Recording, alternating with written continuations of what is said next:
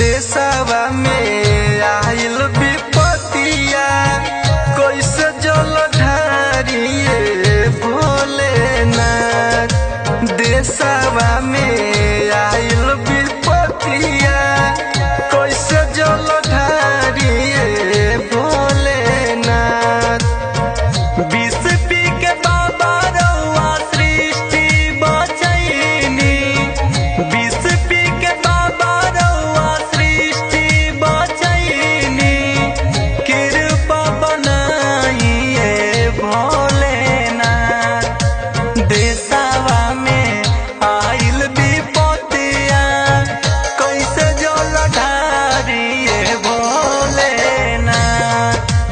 देशवा में आइल विपतिया कैसे जल ढारिए भोलेनाथ।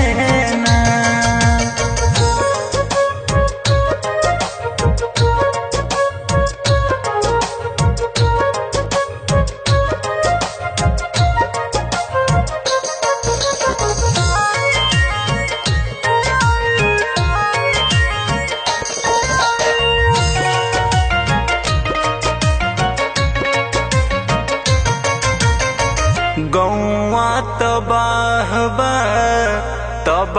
बाटे नगरी, होता भूख मरी बाबा देशवा में सगरी।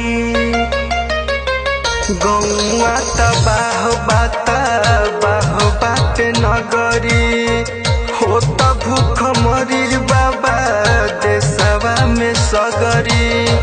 केहू अपन गुरु से बचावे खातिर लड़े, केहू अपन गुरु से बचावे खातिर लड़े। केहू मारे पेटवे पेलात। देशवा में आइल विपतिया कैसे जल ढारिए भोलेनाथ।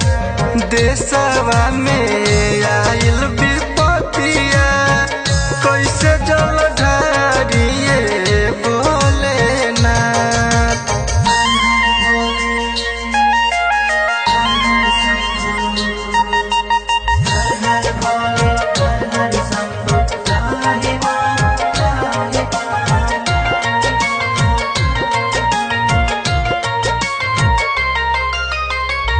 केहू न बुझताटे दुखवा गरीब के, अपनो न साथ देता होके करीब के। केहू न बुझताटे दुखवा गरीब के, अपनो न साथ